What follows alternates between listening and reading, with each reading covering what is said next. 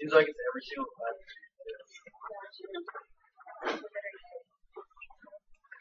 What if they ever even take into account the fact that classes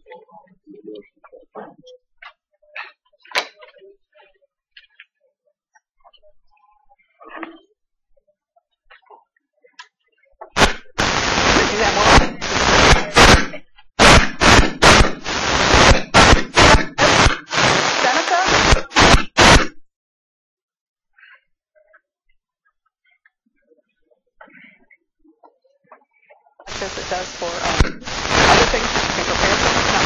But I thought that was good. A lot of policies really are work. Sometimes people like to take credit for things with what they have.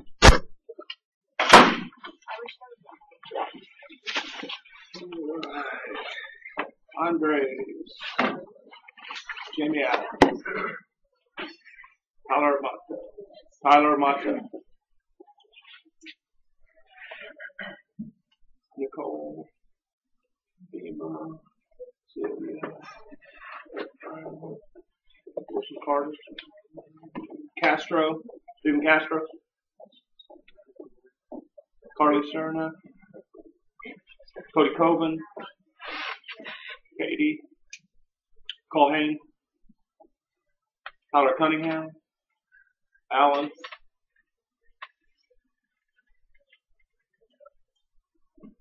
Andrew Fritch,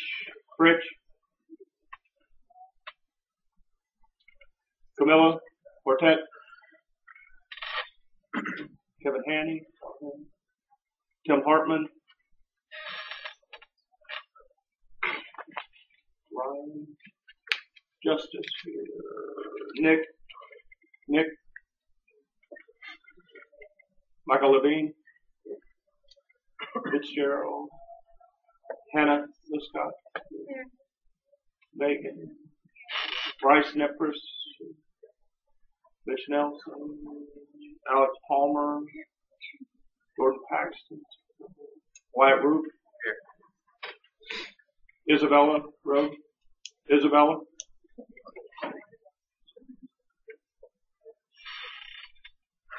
Victoria, Matt Sibley,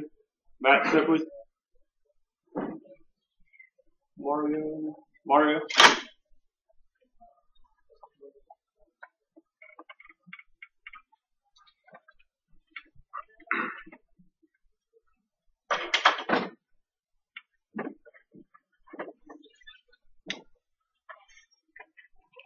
James Tyler,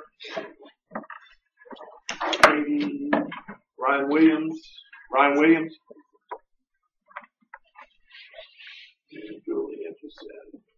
Okay, going to do territorial strategies today, and keep in mind this will be one of the things that you would ask on your franchise interview for the first part, the technical stuff. Training, advertising contribution, franchise fee, royalty rate, area protection, territory strategy, passive ownership, multi-unit ownership, any of the technical stuff associated with the FDD, first section of the paper. Second section of the paper, ask them about the relationship with the franchisor. Because and I don't want to tell you what questions to ask.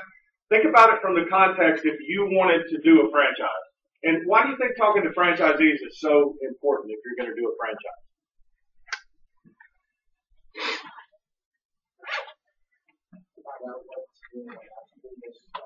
If you think they're going to tell you the truth, the franchisees? Yeah, they are. They will very much tell you if they're not, and you're going to find out in your interview, if they're not happy with something, they're going to tell you. They have nothing to lose by telling you that. And I always found they were very open, because what they don't want is somebody to go into something not knowing. Any company, when you talk to the company, is going to make it sound great. Talk to some Subway franchisees and find out if it's a great relationship. So that's the whole key, is to talk to people. Same thing, if you guys were going to work for a company and you knew somebody that worked there, wouldn't you ask them what they thought? And because they're going to tell you from the inside, and that's what the whole purpose of this, you're trying to find out. What's it like to work with that franchisor? Because they're going to be your business partner if it's done right.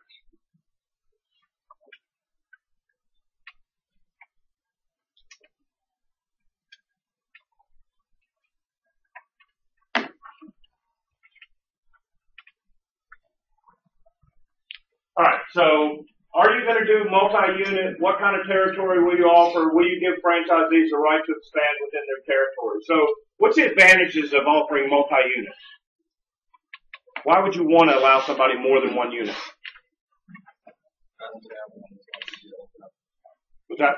So once they have one, they kind of already know the system, opening up the next one. Okay, so it's easier really for somebody who already owns one to transition into second and third units because of the knowledge they already have. Why else? You grow faster. You can grow faster, but can you? What's the limitation of doing multi-unit? How many do you think you could do at one time? I mean, I did them 14 months apart. I don't know that I could have done it any quicker than that, just from the sheer magnitude of construction, hiring people. It's a pretty big undertaking to get something up and running, depending on what the concept is. If you had now, but what about if I got to go find individual franchisees? That could be a pretty long process too. What about economies of scale? What's the advantage of having one person own the whole town? Is it advantageous to that person? I think there's strength in them being a large player versus having a bunch of individuals trying to negotiate terms or with vendors. Sure. So economies of scale, and you know, I keep going back to McDonald's because I think they're a great example of contrast between what McDonald's is doing, what Chick-fil-A is doing, and the success they're having. McDonald's has taken the multi-unit franchising and are running with it. Well, it's easier on them because they don't have to go vet new franchisees and find new people. But on the other hand, you lose the whole purpose, in my opinion, of franchising, which is getting an owner in a store. Who wants to argue with Chick-fil-A's success rate? Think McDonald's would have problem finding franchisees if they did the Chick-fil-A model. Look, we'll build the building. You know, you don't cost you nothing to get in, and we'll take 15% of the revenue off the top and pay you a salary, and then we'll split the profit 50-50. How many of you guys would take a McDonald's under that circumstance? Absolutely. Okay, it's not hard to find, and how many of you guys would work hard with that? Probably a lot. That's a heck of a job. Versus, and what's the overall opinion of McDonald's now corporate-wide? You guys think it's a quality? I mean, that's one word I don't hear mentioned with McDonald's much. You think you had one owner in one store, could you make it a quality operation? I think so. Alright, so what kind of territory, and will you give them the right to expand? One of the drawbacks of multi-unit also, though, is if you give somebody Tallahassee and your demographic study shows that we can support 5 stores here, you're going to have to give them a window of time to be able to complete that versus if I go find 5 franchisees. Well, it may be quicker for somebody to do that depending on what your pool of potential franchisees is like.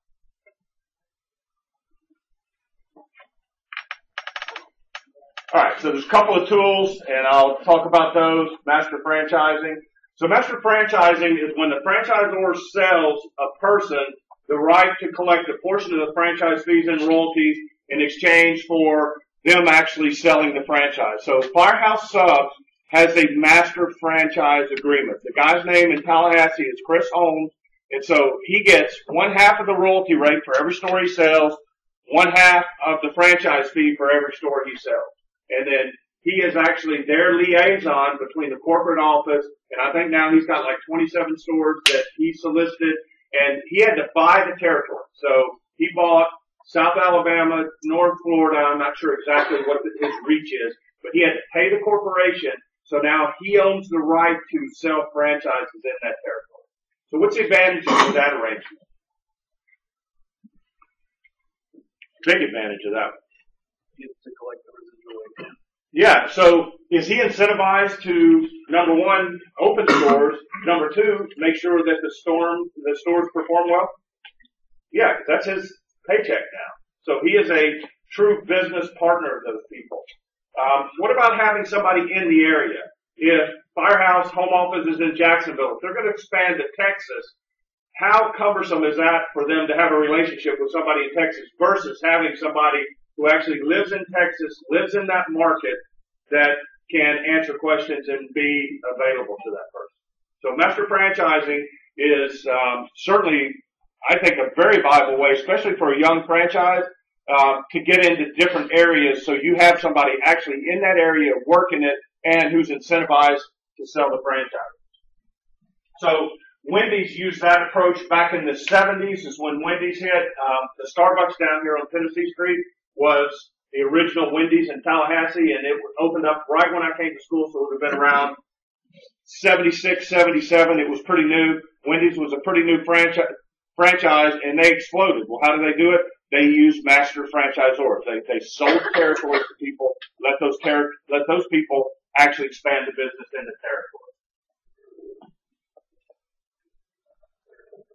All right, so what are the advantages? Master franchisees, they want to maximize sales. What do they get paid on? Royalties, and that's a what? Percentage of sales. So they want to, but the reason I like the master franchisor, I think they're also going to have a relationship with the franchisees, so they're going to be concerned about profit also. They're not going to be out there totally trying to jack up sales like a company might just to maximize the royalty payment. They're going to they have an incentive to keep those people in business also. So it facilitates fast growth because you've got a person in the area actually selling. It facilitates the buyback, and not necessarily the buyback, but even the transfer among franchisees. And once again, I think I mentioned that to you guys. The easiest way to sell a franchise is to another franchisee. They're pre-approved. They already know the area. They already know the system. So it's really a pretty simple transition. And foreign markets. And I just got a book. Somebody just mailed me a book, and I didn't even know it was out there, but it's going to be interesting. Global franchising so it's basically a global perspective. What do you think's the problem with, like, when McDonald's and Dunkin' Donuts, I know, is going to a foreign country? What are some of the issues you think would be opening up in a foreign country? Different cultures, okay? First you gotta adapt the business to the culture. Are there gonna be some changes that are gonna have to be made? Probably. What else? What about from a people standpoint? How do you find people in a foreign market that are capable of and can afford to do a franchise? Think it would be easier to find one person down there and then have that person maybe grow based on their local knowledge? So I'm thinking that's going to be key to masters, finding the right person in an area who knows people. Because when you go to I think of Mexico City, Guatemala City, places like that, there's 7 million people in Guatemala City. So there is some money, but will your concept work? Is there enough money? Who's from, anybody here from outside the United States? Where are you from? Nicaragua. Are there any American franchises there? Okay, so how are those places regarded? As far as, like, are they high-end places there? As far as, like, expensive and, are they? Is there a lot of people that have money in Nicaragua? Not much, but can they still eat at McDonald's and Pizza Hut and all? Yeah. So there are enough people to sustain that. And that's one of the things you have to worry about is the product I'm selling, is there enough money in that area to be able to sustain that? Somebody told me in one place, it was another student I had, that McDonald's was considered kind of high end. It was kind of expensive based on just the economy. And think about, what are some of the issues with other foreign? How can I get product down there? You know, do I have a distribution system? What's that going to cost? If you have certain proprietary products that you have to use, you're going to have to ship them down there. So there's all sorts of issues that come with international, and that master is one of the ways to find one person down there versus trying to put a person down there who really knows nothing about the area.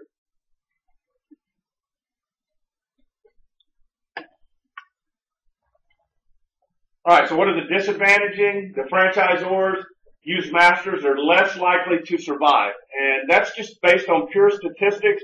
But I think I could make the case that in Firehouse, I think is a great example where the master might be even a better way depending on the circumstances. You lose a little bit of control. Who are the franchisees going to turn to first? The company or the master franchisor? The master. So that master has a lot of power and can actually represent their franchises with the franchisor. What happens if you choose a bad master franchisor? You set yourself back way, way more than you would if you just picked one bad franchisee. And then it's very difficult to predict how many units that master franchisor can support. So there's some work to go into how big a territory are you going to give somebody. And how many, I think Mr. Holmes has 27 or 30. Think about that. That's one a month. One, he can get to each place one time a month. So that's a pretty big territory if you're going to have somebody do 30, and if you get up to 50 or 60, you'd be pretty busy.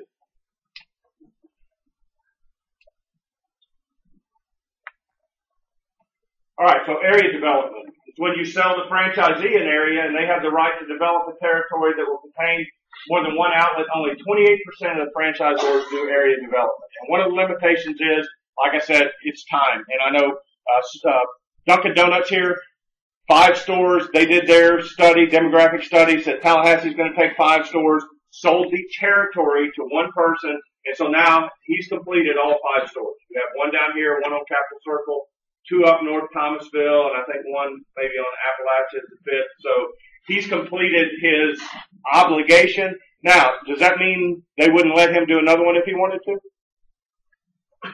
Probably not. If he knows the market and he's comfortable investing the money there, they will probably let you go more, but they're going to set a minimum based on their calculations that in this market we know we can do this many stores. And why are they going to set a minimum? They want their money, right? If they think we can support 10 stores in this area, then they're going to they want 10 stores built. And somebody asked me a question in another class yesterday about, how do you decide when to do a new place and if it encroaches on another existing store? What I'm talking about, if like the McDonald's on Thomasville Road and there's one on Capitol Circle, then they open one right in between them. So what's the danger of opening that store? What's the danger? What happens to Chick-fil-A when they open this store down here? You think the store on Monroe Street lost some business possibly? It cannibalizes business from existing stores. So then why would you do that? You're going to pick up more business of people who wouldn't go to Monroe that will go right here because that store's here. Now, with Chick-fil-A, it's not that big a deal in this situation because the same guy owns both of those stores.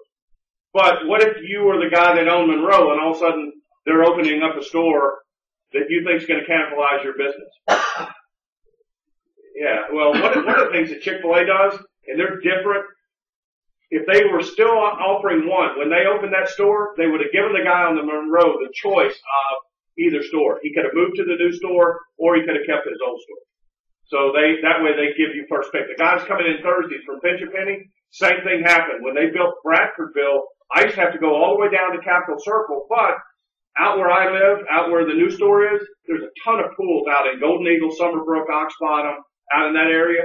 So I know that had to crush the business of the place on Capitol Circle. Because all that business, we used to have to drive, it's probably 6 or 7 miles to the closest place.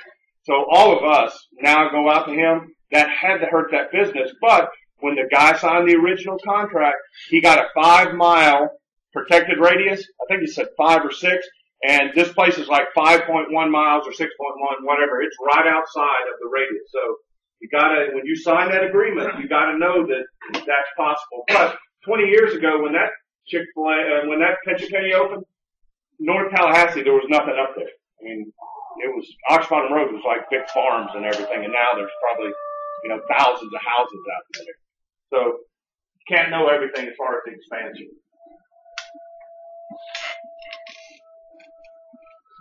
Alright, so what are the advantages of area development? It reduces the number of franchisees you need to attract, which is an advantage, but I think that's a disadvantage too. Once again, you're setting up small companies instead of taking advantage of the whole purpose of franchising, which is to have people with ownership in those stores. Franchisees can achieve economies of scale if you go to negotiate advertising with a radio station, and the more stores, the more money you have to buy, better price you're going to be able to get. Much knowledge transfer among the outlets in the same area. You can train your people, and that's a big advantage too. When I opened my second restaurant, I took most of the people I hired and had them work in my first restaurant before I ever opened the second. They were trained on day one, and productively trained also from a real live operation. That's a huge benefit versus opening up something where people have never worked in that concept before. And that opening, I can't stress to you how important it is to make a good impression coming out the bat. If you go somewhere and it's bad, maybe a long time before you go back. And reduces the free riding problem. And I explained that if somebody here owns 10 subways and you own one and they want to run some big campaign and they ask you to pitch in and you say no, they're probably going to go ahead and do it anyway. And you're going to reap the benefits of their efforts and the money they spend without you contributing to it. So if you allow area expansion, then that one person, there's no free riding because they're going to own the whole area.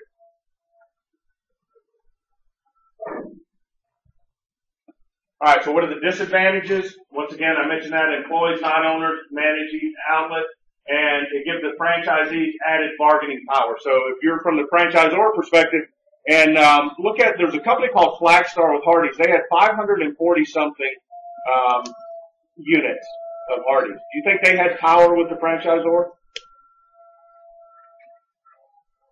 500 stores? Yeah, I think they have some negotiating power. And another group had 300 and something. I had 3 stores. You think I had a whole lot of power with them?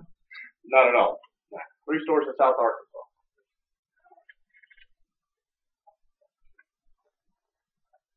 So sub-franchising, for purposes of the class, sub and master, there's really no difference. So I'm going to consider pretty much everything in master franchising, because what is that? Franchisor sells someone the right to resell outlets. Well, that's exactly what the master franchisor does. So really it's just another term for master, so don't worry about that term sub. We're going to consider everything on master. It's the same, really same premise. And so pretty much your advantages and disadvantages are going to be the same. Few people have the financial resources. Well, you have to buy that territory up front. And generally who the master franchisor is, or the sub-franchisor, is a current franchisee. Because they're already going to own stores in the area, and they're going to have money. So that's a big advantage. Alright, so overall lessons: master franchising, area development, sub-franchising, each can foster growth. But they also can create partners with more bargaining power than a typical franchisee. But would you worry about your franchisees having bargaining power? You're running your business right and you're truly their partner? I wouldn't really worry about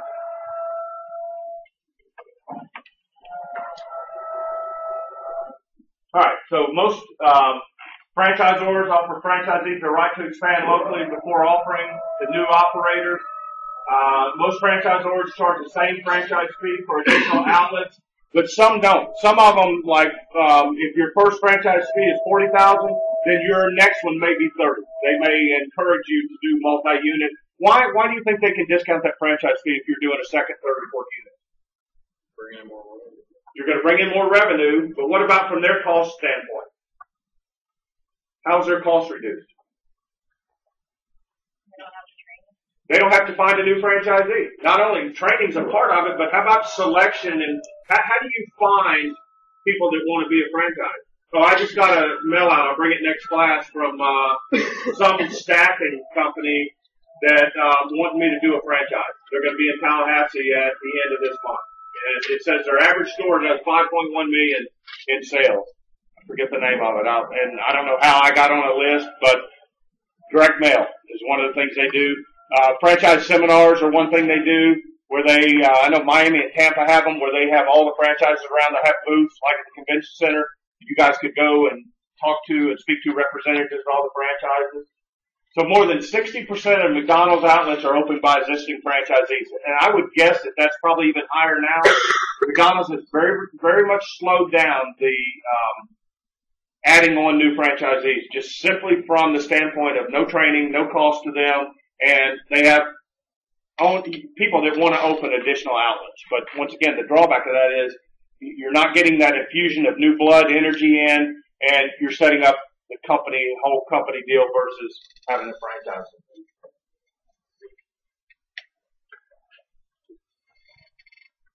All right, so what are the advantages, incentives to the franchisees to grow their business? And once again, had Hardee's only allowed me one, I probably wouldn't have done it.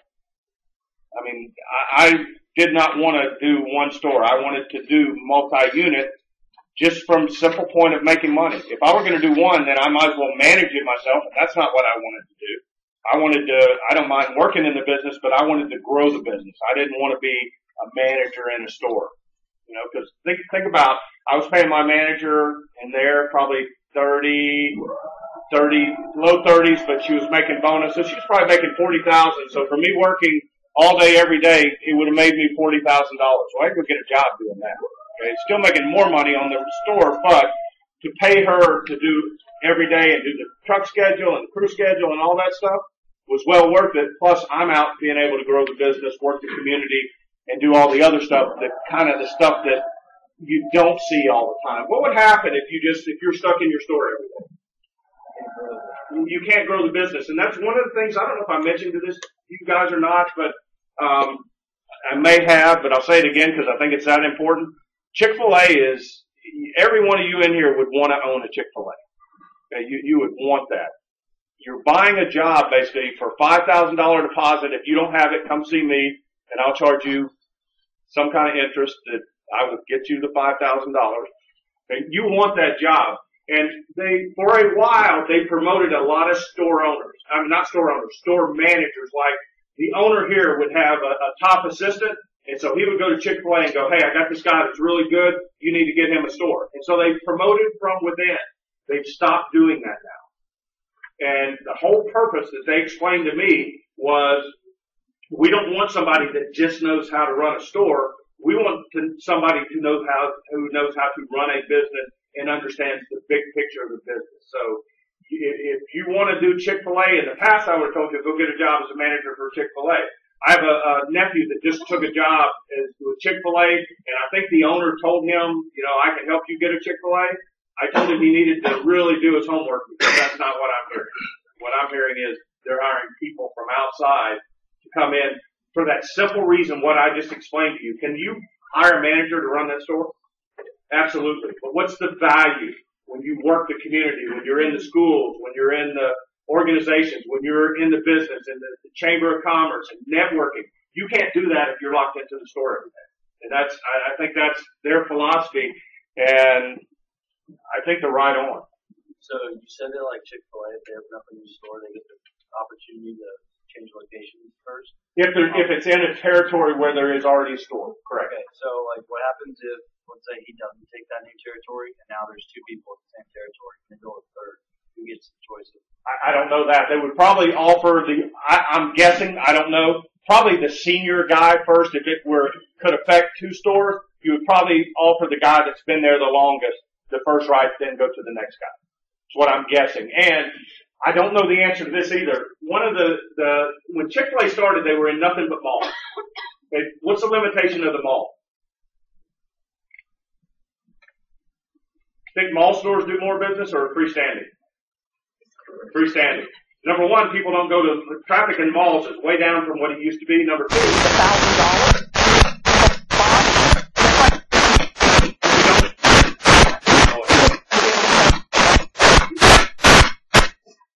the big thing is you don't have a drive-through. Think about the amount of traffic that a drive-through. How many of you guys are going to stop and park in a mall? And what's it take to get to a Chick-fil-A? You got to stop, park your car, and walk. It is not very convenient. So really, a lot of their business drives from traffic who's already in the mall. It's not a destination point versus drive-through and being close to something. How lucrative can you be with like just one Chick-fil-A? Very. Because here's the difference. With Chick-fil-A, number one, you make $36,000 right off the bat. They pay you $3,000 a month. And that's why I said you can't use it for the franchise interview because it's not a traditional franchise. They pay you a salary of $36,000, then they take 15% off the top. So think about that. Normal franchise takes 4% or 6%, generally in that range, royalty of sales right off the top. They take 15%. But then you split the profit 50-50. So let's just say, and I'm going to guess $3 million that this store down there is doing, and that's probably low. I'm going to guess it probably does more. I've heard some Chick-fil-A's can do $4 million. I'm going to guess the average does $2.5 million to $3 million. Let's just base on $3 million. If you did $3 million, they're going to take 450 the top. Okay, then you pay your salary, and then you're going to split that profit 50-50. I was running 15 to 18% margin. I'm going to guess they're running in that range. So at $3 million, what's 15% margin? $450,000, right? So you're going to split that profit. So those guys in a good freestanding store, I'm going to guess could make a couple $100,000, if not a little more. So, yeah, I'm guessing, but based on my knowledge of the industry and that math, which works, yeah, it's now. Would you rather have two? Yeah, of course. Okay, so you can make 200 more on another store, and what's it going to cost you? $50,000 to hire another manager to run that store. So you're still 150 to the net. That's why, but they limit it to two. And simply for the reason that I explained, they want somebody who has a financial incentive in those stores every day. How long do you have to run that person before you do it? I don't know the answer to that. And generally, a lot of people that have two, a lot of it now, it really just depends on opportunity. The guys in Tallahassee got pretty fortunate because Tallahassee was underbuilt and there were places to put two new stores. You go to a lot of places now, in larger places where it's already saturated, you wouldn't even have the opportunity to get two unless somebody turned one of them loose. Then in that case, they may offer somebody two before bringing somebody new in. So you're kind of limited. Just because you get one doesn't mean you're even going to be offered a second. It's just now you have the capability if something opens up to give you two. And they probably wouldn't like give this guy the one here and then one on North Bradfordville because logistically that doesn't make sense. So a lot of things got to align right for you to get two stores with them. But can you make a decent living on one? How many of you guys would be happy making $150,000? It's not bad. I would be tickled to make that. Okay. I wouldn't quit this job to do it. I would. Not now. Alright, so advantages, relatively cheap growth because you have no money in recruiting, new people, training is at a minimum. Avoid problem with franchisees competing with each other. And that's another issue too. Be careful about a franchise that has company stores and franchise stores in the same town. I don't like that setup either because competition can develop and especially what happens if that company store is not well run. The reputation of your store can take a hit based on the company store. And then Great Clips, and I mentioned this to you, almost all the, like Great Clips, Sports Clips, all those things are franchises now. But they offer the first right of refusal on all the new locations. So my buddy that's a doctor in Gainesville is looking to do a franchise. And one of the places he looked into Sports Clips. But if you look on their map, all their areas in that area are sold. But if he were to get with the guy that owns that territory and he would have to get permission from that person to open a store. And that person could give him permission. I don't know what the setup would be. But like Great Clips, if somebody came to Tallahassee now and they don't, there's two Great Clips here and I don't think they give you exclusive territory, but if you got out of school and wanted to go open a Great Clips, once you got everything in place, then they would ask that existing franchisee, look, I got a guy going to open it up. If you don't take it, we're going to allow him to do it. So they kind of force your hand on if you want to protect the territory. Then if not, but is that fair to the franchisor? Why are they going to do that? Because they want another store. And it's going to maximize their revenue, but it's fair to you too because if you want that territory, then they're going to give you first right. So it's hard to be more fair than that. And then you got to make that decision. How many do I want to fool with doing another one, or would I rather another franchisee be in town? And that's kind of a trade-off. All right, so exclusive territories. The franchisor agrees not to add a company-owned outlet or sell another outlet to a new franchise within the area. 70% of franchisors offer exclusive territory. So I know you guys know the Fridays, TGI Fridays here.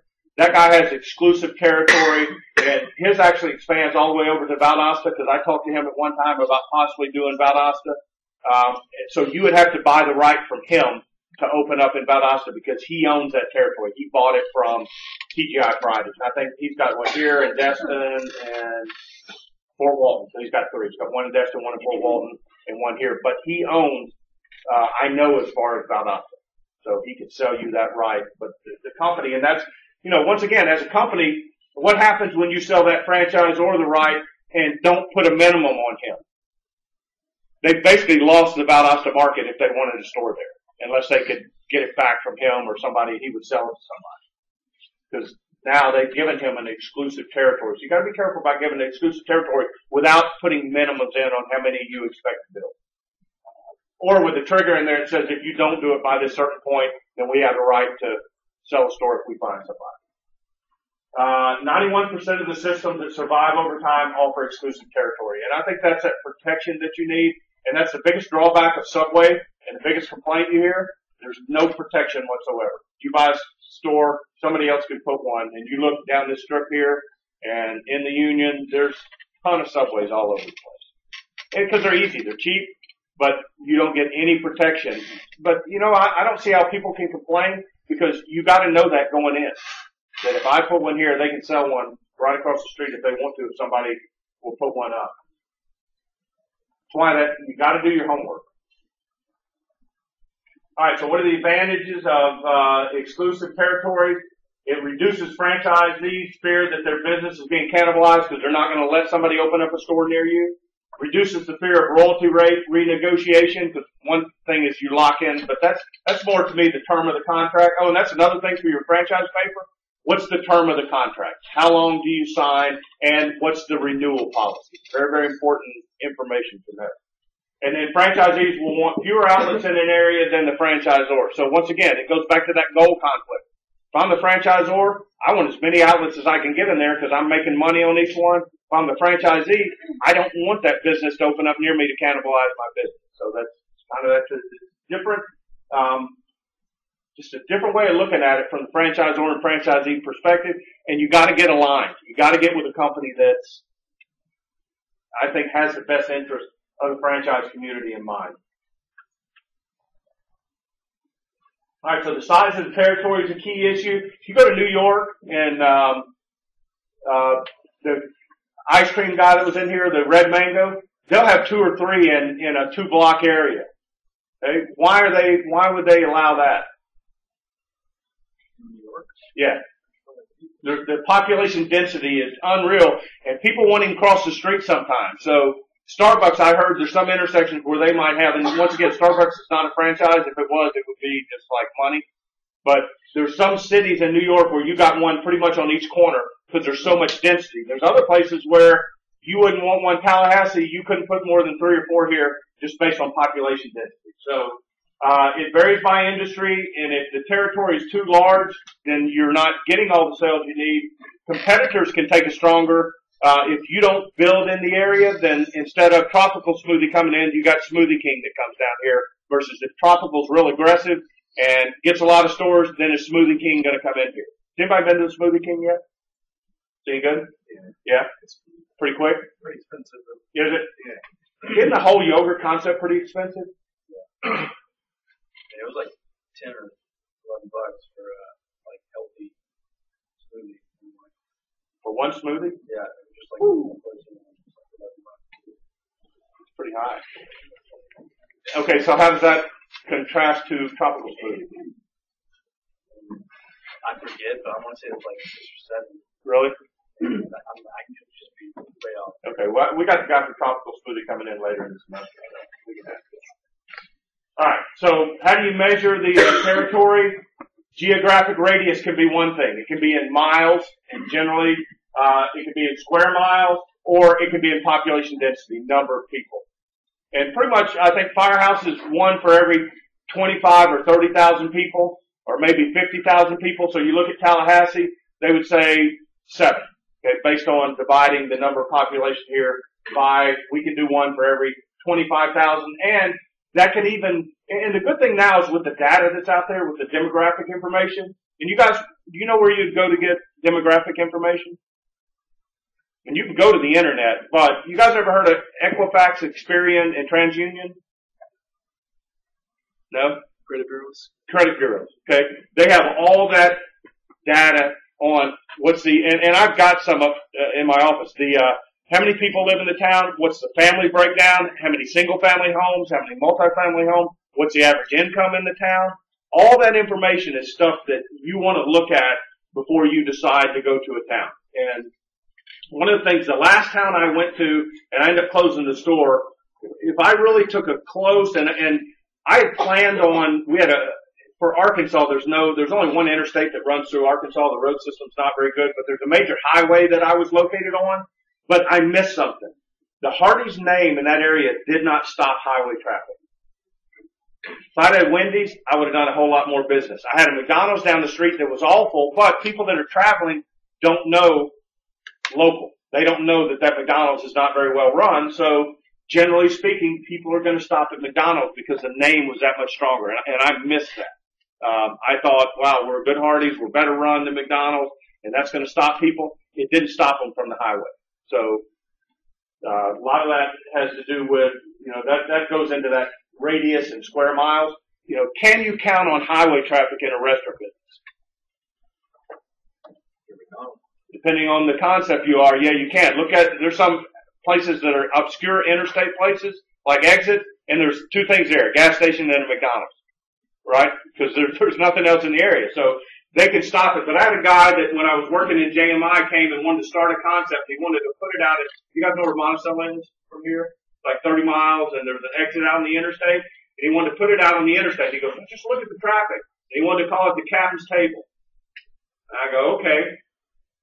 Who's going to stop at the captain's table? I mean, what kind of name recognition, what kind of brand recognition do you have?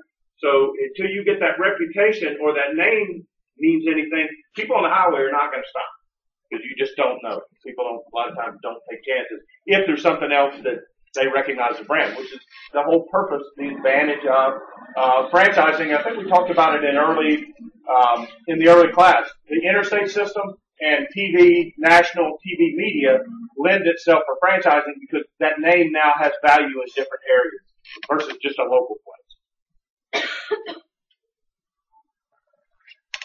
Alright, so if you give exclusive territories, you gotta have a set of policies that encourage, and I would change that word from encourage, that mandate franchise. There's certain things that you're gonna require in a certain amount of time. There's gotta be penalties or being able to take back part of the territory if it's not executed, and then perhaps grant exclusive territories and create minimum expansion requirements. I would not give somebody a territory without minimum expansion requirements if I'm the franchisor, because I want to maximize my business also. Alright, so 3 key questions. Will you do multi-unit? I definitely, if I were doing it, I would do multi-unit, but I would probably limit it to 3. Just simply because I think that's what one person, and depending on the radius maybe, what one person can run effectively and still have a presence in each store, I don't think I would allow 10. I mean, I just think it defeats the purpose of what I would be trying to accomplish if I were going to franchise. And what kind of territory will you offer? And then will you give franchisees the right to expand within their territories? And that would be another thing I would consider, though. In a certain big territory, you might give somebody that whole place. But think about Jacksonville. How long would it take? How many stores, let's just say Firehouse, sub shops. How many sub shops could you put in Jacksonville? Probably more than that. I mean, Jacksonville's what, 2-3 million people?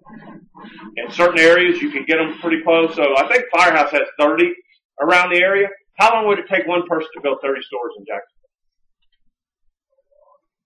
You would have to have a lot of money up front, a lot of supervision, a lot of help. And think about my business. I had to hire 70 people for each store. How long does that take? Paperwork, interviewing. To get 70 people, how many people are you going to have to interview? More than 70. Okay. The last article I read said 1 out of 7 you make a good hire. If you interview 7 people, you may find 1 out of 7. Probably not that strenuous as hiring kids for a restaurant, a lot of part-time kids, but it's a lot of time and effort involved in growing a territory. So it's certainly, in my opinion, faster if you get individuals to grow it. But then there's that trade-off there too. I got to be able to find, can I find 15 individuals that want to do 3 stores apiece, or 10 individuals that want to do 3 stores apiece? So different strategies, different ways of looking at it. Okay, so any questions about the franchise paper? Okay, how many sections are there? 2 sections. Okay, what's the first section? Legalities. Okay, franchise fee, royalty rate, advertising, area of protection, length of contract, training requirements, all the stuff that's spelled out in the FPD. Okay, second part of the paper then, discussion with the franchisee about what's it like to work with this franchisor. If you call them, are they responsive to your problems? What kind of inspection process do they have? Are they around enough? Are they around too much? Or do you have good open lines of communication? Do you have a franchise council that, one of the things Pension Penny will tell you, they take 10 of their franchisees and rotate in a board that deals with the corporation in helping set advertising policies. That is a good interactive, to me, franchisor that listens to the franchise community. Subway, you got really no voice at all. They basically tell you, here's what we're going to do. They start running ads, and if you honor them, fine. If you don't, fine. So find out, that's what the second part is. Find out what's the relationship like working with that franchisor. So, there's the guys coming out of school, there's some really cheap stuff, and one of these pizza places, which the one that had the most, he's doing $1 million in sales, so I'm going to guess if it's run properly, you could probably make 100, 150 grand doing that. That's not that hard of an operation. And the startup is, less than $500,000. So there's stuff that you guys with family support could get into pretty easily. And what's the beauty of it? It's laid out for you. All you got to do is be able to run the day-to-day business. But the business model itself is already set. So I would not discount looking and finding the right concept. All right. See you guys on Thursday. Mr. Smith from Pension Penny will be here.